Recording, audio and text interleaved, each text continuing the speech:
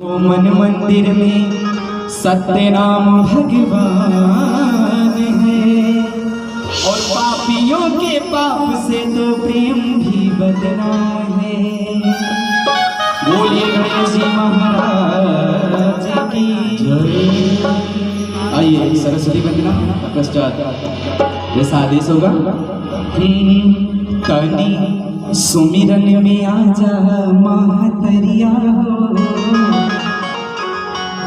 तनी सुमिरन में आजा महतरिया हो, लइका गुहार तनी सुमिरन में आजा महतरिया हो, लइका गुहार तनी सुमिरन में आजा महतरिया हो, लइका गुहार करता।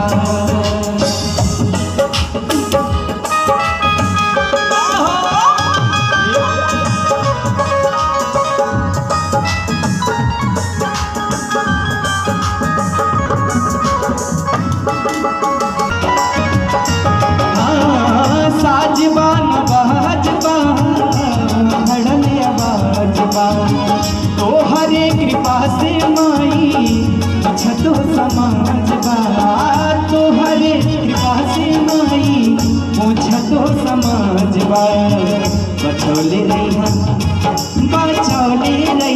हो, बचौले रहिहा हमनी के पगरिया हो, लइका गुहार करता। सुमिरन में आजा महतरिया हो, लइका गुहार करता। और कहते हैं जो बीत गए वो जमाने नहीं आते, जो बीत गए वो जमाने नहीं आते और आते हैं नए लोग, पुराने नहीं आते। और भैया लकड़ी के मकानों में बम पटाखे मत रखना, क्योंकि अब तो इनके सिवा पड़ोसी भी आग बुझाने नहीं आते।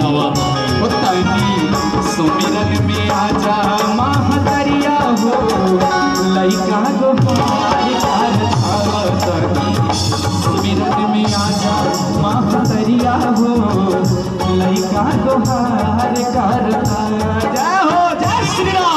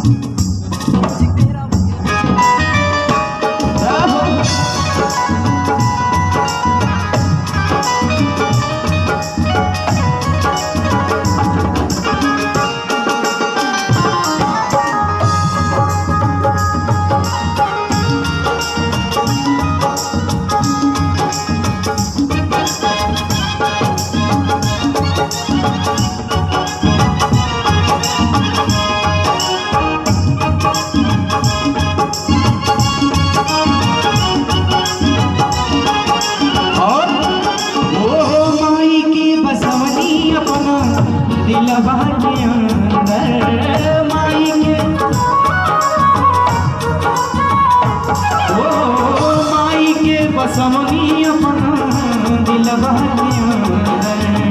तो हरे कृपा से लिखले जखमी जितेंद्र, तो हरे और बचौले रहिहा,